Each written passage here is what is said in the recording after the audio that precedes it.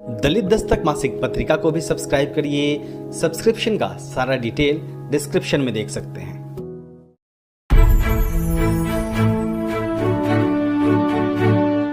अगर आपने अभी तक दलित दस्तक चैनल को सब्सक्राइब नहीं किया है तो सब्सक्राइब करें, लाइक करें और शेयर भी करें। आज़ादी के 75 साल बाद भी कई समाज ऐसे हैं जो आज भी इंसाफ की बाट जोह रहे हैं और सरकारों ने उनसे जो वादा किया था उन तक पहुंचा नहीं है। आप अपना परिचय, हम ऐसे ही एक शख्स है हमारे साथ जो उत्तर प्रदेश से आए हुए हैं, उनसे हम बात करेंगे। आप अपना परिचय दीजिए। हाँ, मेरा नाम जय नारायण कोल है। मैं उत्तर प्रदेश का निवासी हूँ और यहाँ उत्तर प्रदेश में प्रयागराज जनपद। मान्यवर, मेरी बात यह है कि हर एक राज्यों में, भारत के हर एक राज्य में कोल जाति को जनजाति का दर्जा दिया गया है, लेकिन यहाँ उत्तर प्रदेश में कोल जाति को अनुसूचित जाति में रखा गया है। अनुसूचित जाति रखा गया है। अब दिक्कत ये है सर, अब ये बॉर्डर पर जिससे जो है उससे क्या है कि हमारे मतलब कि बहुत से बच्चे, पहली बात तो कोल जाति जंगलों पहाड़ों में रहती है, झुग्गी झोपड़ियों में रहती है। किसी तरह से लड़कों को पढ़ाया लिखाया तो वो नौकरी से वंचित रह जाते हैं। इनका दिया हुआ आरक्षण जो है उनको नहीं मिल पाता जो जनजाति के लिए आरक्षित है। इसके अलावा और तमाम जल, जंगल, ज़मीन या और तमाम बातें जो सुविधाएं दी जाती हैं जनजातियों को, उससे हम वंचित रहते हैं। हमारा पूरा समाज वंचित है। अब इसके लिए हम कई बार, आज कम से कम 25-30 साल से हमारा संघर्ष चल रहा है, मांग की जा रही है। आता हूँ दर्द की ठोकर खाते हुए, 8-9 साल से मैं अनवरत मैं आ रहा हूँ हर महीने, और जितने भी प्रतिष्ठित मतलब मंत्री हैं सबके पास मैं गया हूँ, लेकिन मेरी आवाज़ अभी तक वही नहीं, न तो काम पूरा किया गया। तो आप लोगों की मांग क्या है? हम लोगों की मांग है कि उत्तर प्रदेश में जैसे अन्य राज्यों में कोल को जनजाति में रखा गया है, उत्तर प्रदेश में भी जनजाति में, हाँ, जनजाति में रखा जाए। अच्छा, अनुसूचित जाति में रहने से क्या समस्या आ रही है? समस्या है उसमें 22% है, बात है, लेकिन उसमें 60-70 जातियाँ हैं, 60-70 जातियाँ हैं और सब एडवांस जातियाँ हैं, जिनको आज जो है हमारे बच्चे जो है उसमें कंपटीशन में फाइट नहीं कर पाते हैं, उनके बराबरी मेरिट नहीं बन पाती है।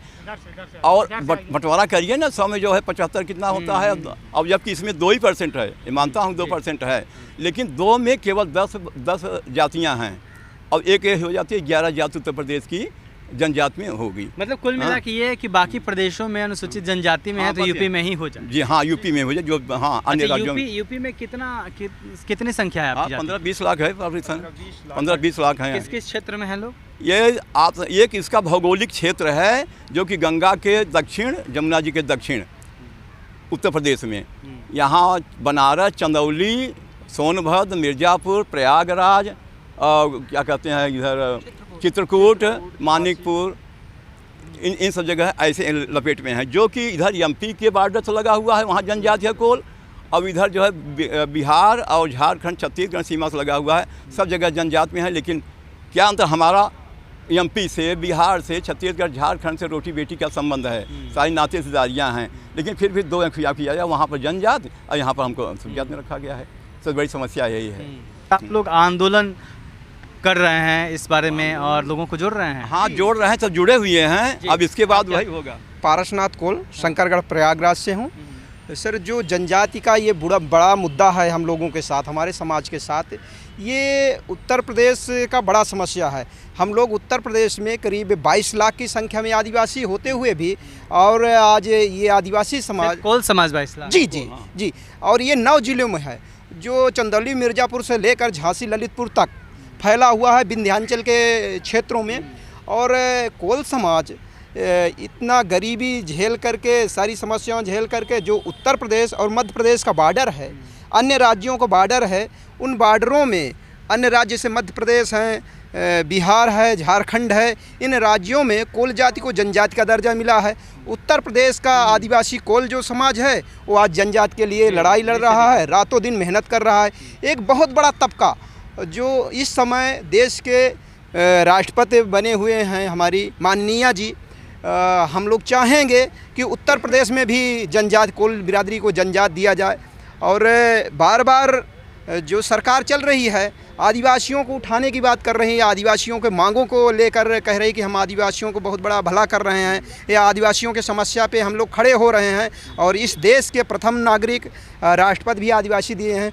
उस समय ये उत्तर प्रदेश का कोल बिरादरी, आदिवासी बिरादरी अपने वाजिब मांग। आप लोगों ने कहाँ कोशिश की लोगों से मिलकर अपनी बात ये कहने हम की? बता रहे हैं आपको। मैं इस पहले जो माननीय रक्षा मंत्री जी हैं, राजनाथ सिंह जी जी, वो हैं गृह मंत्री पहले थे, तब से लेकर के आज तक उनके दरवाजे पर चौखट पर मत्था टेकते टेकते 2 उम्र बीत गई। माननीय अमित शाह जी जो अध्यक्ष हैं, उनसे मैंने कहा है। ट्राइबल मिनिस्टर पहले जुएल राव थे, अभी समय अर्जुन मुंडा है, उनसे मैं बार बार कह रहा हूँ। राष्ट्रीय महासचिव माननीय अरुण सिंह हैं, मैंने जितने भी नेता मुलाकात हो चुकी है, मुलाकात बिल्कुल आप अपनी बात कह चुके हैं, कह चुके हैं, लेकिन कुछ नहीं। उनका क्या कहना होता है? वो भेज देते हैं फाइल, उसके बाद बस हो गया, कहें हो जाएगा, जब चुनाव आएगा तब कहें कि हाँ हो जाएगा, कोल को जनजाति का दर्जा हमारे क्षेत्र में जाते हैं कहते हैं, लेकिन इधर आते हैं भूल जाते हैं, नहीं कर पाते हैं, यही है। तो आप लोग अपनी लड़ाई जारी रखेंगे जब तक नहीं? जारी रखेंगे, इसके बाद आंदोलन होगा पूरा कि यहाँ पर 10,000 50,000 आदमी लेके मैं आऊँगा। अब इसके बाद ये तैयारी हमारी है जी। हाँ, देखें तब सुनते हैं। तो निश्चित तौर पे मांग जायज़ है और सवाल भी वाजिब है कि जिस जाति को, जिस कोल जाति को अन्य तमाम राज्यों में, देश के तमाम राज्यों में जनजाति माना जाता है, आखिर उत्तर प्रदेश में उसे अनुसूचित जाति में क्यों शामिल रखा गया है? कैमरामैन वीरेंद्र के साथ मैं अशोक दास, दलित अस्तर।